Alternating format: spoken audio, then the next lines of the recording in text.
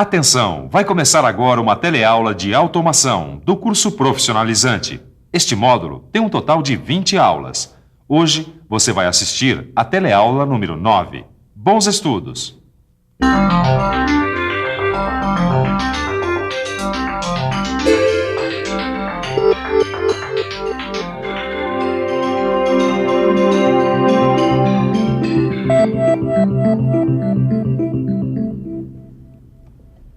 Bom dia, Torquato. Bom dia, mano. Que é isso que você está segurando? Olha que maravilha. Isso é uma válvula de aparelho de TV antigo. Nossa, elas eram enormes, né? Não, e além de enormes, elas esquentavam muito também. Ah, mas quando inventaram o transistor, os aparelhos eletrônicos ficaram menores e não esquentavam mais. Mas os transistores só podem ser usados para cargas de baixa e média potência. Não, mas depois inventaram outros componentes eletrônicos para cargas de alta potência. Muito bem, Torquato. E é isso que nós vamos ver na teleaula de hoje.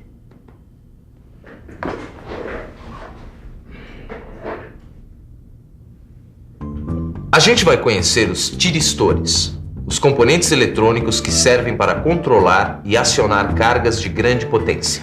Vamos ver também como é que os tiristores acionam uma carga elétrica e que essa carga pode ser um motor de corrente alternada ou não. E por último, a gente vai ver como são os circuitos integrados digitais, outros tipos de componentes eletrônicos. Esses componentes eletrônicos, ou tiristores, como também são chamados, eles são diferentes dos transistores porque têm mais capacidade de dissipação e porque acionam cargas de maior potência. E também porque acionam cargas operadas em corrente alternada. Vamos ver isso melhor. Corrente alternada, cargas de maior potência e grande capacidade de dissipação.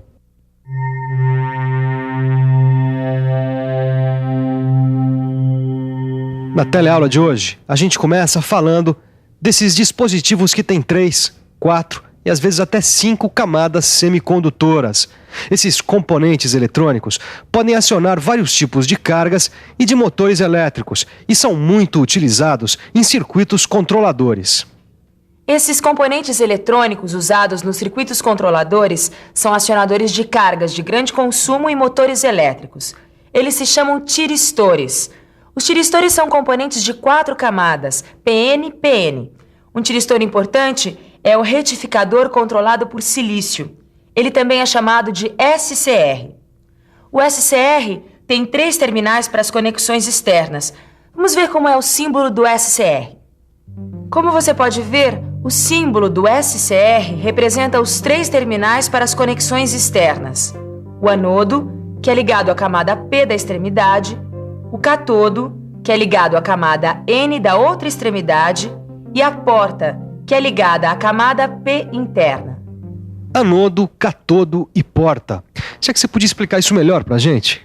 Olha, quando o SCR é alimentado com uma tensão positiva no anodo e uma tensão negativa no catodo, ele fica então com uma resistência elétrica bem alta e a corrente não passa. Bom, vamos ver o que isso significa. O SCR está desligado quando a gente não aplica nenhuma tensão na porta. E aí, então, não passa nenhuma corrente entre o anodo e o catodo.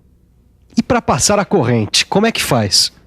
Quando a gente aplica uma tensão positiva na porta, a corrente elétrica sai do catodo, atravessa a porta e é atraída pelo anodo que está positivo. Bom, vamos ver o processo de condução do SCR. O anodo, com sua carga positiva, atrai a corrente elétrica do catodo e a resistência elétrica do SCR cai bastante. Então, o SCR funciona como uma chave eletrônica. Isso, e a porta é o terminal de controle. Quando a gente não aplica nenhuma tensão na porta e não passa corrente, O SCR fica desligado. E porque aí a chave não foi ligada. isso. Mas é bom você continuar ligado, porque nessa teleaula tem muita informação. Esse outro tiristor aqui, olha, é o diac. O diac tem um caminho bidirecional para a passagem da corrente. Isso quer dizer que a corrente vai e volta. Por isso que o diac é usado em corrente alternada. Vamos dar uma olhada no símbolo dele. No símbolo do diac, a gente pode ver o anodo 1 e o anodo 2, por onde circula a corrente alternada. E esse aqui é o triac. O triac é igual ao diac, só que ele tem uma porta, como aquela que a gente já viu no SCR. Mas o triac pode trabalhar nos 2 sentidos da corrente. Ele também é bidirecional e serve para corrente alternada, como o diac. Vamos ver o seu símbolo? O símbolo do triac é igual ao do diac, Só que essa porta aqui só tem no TRIAC. Como é o acionamento desse motor de corrente alternada? Essa forma de onda representa a tensão alternada. As variações desse sinal se assemelham a uma senoide. Começa no zero, vai até um valor máximo positivo, volta para o zero, vai até esse valor máximo, só que agora negativo, depois volta para o zero. Puxa, parece o movimento de uma onda. Então, por isso que a gente fala em tensão alternada das tomadas. Esse sobe e desce da tensão se repete 60 vezes por segundo. Agora vamos dar uma olhada no esquema dessa aplicação. Assim é o símbolo de aplicação do DIAC e do TRIAC no controle de potência de motores de corrente alternada. Quando a gente coloca um SCR no lugar do TRIAC e um diodo comum no lugar do DIAC, a gente pode controlar potências em motores de corrente contínua, mesmo usando a rede com tensão alternada. E eu e o Mano também estamos alternando. Ele com fome e eu sem. Hoje o Torquato só está com fome de saber. Isso. E os tiristores que operam em alta potência, eles são tão grandes que nem parecem componentes eletrônicos. Você tem ideia de qual é a potência desses tiristores todos? Os tiristores podem controlar potências de até 10 milhões de watts, suportando correntes com 2.000 amperes e tensão de 1.800 volts. Bom, agora vamos ver os circuitos que têm que trabalhar com muitas variáveis elétricas, com mais combinações. Eles operam com 2 níveis de tensão, o nível baixo e o nível alto. É para casos em que a gente precisa usar uma lógica muito complexa de acionamento. Os circuitos com lógicas muito complexas de acionamento são necessários quando temos uma máquina como essa aí, com a qual o trabalhador precisa trabalhar com segurança. A máquina só é acionada através de diversas variáveis. São as variáveis de entrada. O operador precisa acionar os 2 sensores de uma vez para a máquina funcionar. Assim não corre risco nenhum de acidente com as mãos. Quando a máquina está acionada, a gente diz que ela está no nível 1. E quando a máquina está desacionada, a gente diz que ela está no nível 0. Torquato, nível 0 e nível 1. É bem lógico, não é? É bem lógico. Por isso que esses níveis são chamados de níveis lógicos, porque eles representam coisas bem claras e definidas. Alto e baixo, fechado e aberto, quente, frio, nível 0, nível 1. Tá tudo aqui, ó. Os níveis 0 e 1 são os dígitos do sistema de numeração binário. O sistema binário tem apenas o 0 e o 1. Com a combinação desses 2 dígitos, a eletrônica digital pode representar qualquer quantidade. Os dígitos binários são chamados de bits. Quer dizer, cada bit representa um nível de tensão elétrica.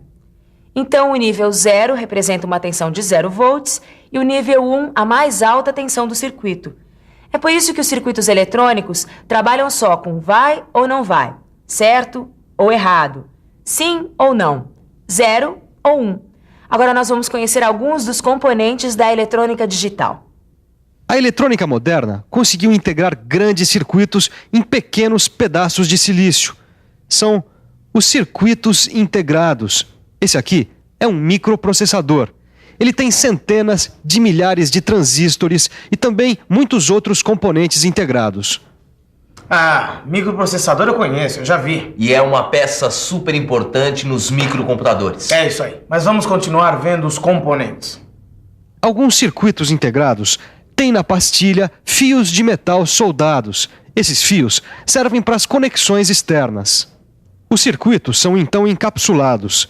Essas perninhas são chamadas de pinos. Os pinos são numerados. Mas não são só os circuitos digitais que podem ser integrados. Existem vários outros tipos de circuitos integrados, como amplificadores de potência, receptores de rádio e receptores de televisão. Bom, falando em TV, está na hora de você se ligar ainda mais na sua TV? Isso, porque tá na hora da revisão. E atenção, se liga aí que é hora da revisão. Na teleaula de hoje, você ficou conhecendo os tiristores e aprendeu que eles acionam cargas de muita potência. Você viu também que o SCR tem 3 terminais, o anodo, o catodo e a porta. Você conheceu os tiristores que trabalham com corrente alternada. E por último, você viu como os circuitos digitais são integrados e usam o sistema binário. desligar o nosso micro com o microprocessador. Ir pra casa estudar e comer, porque essa teleaula me deu uma super fome. Como eu já comi, eu só vou estudar. E ver se você estuda também, hein? Até a próxima. Tchau.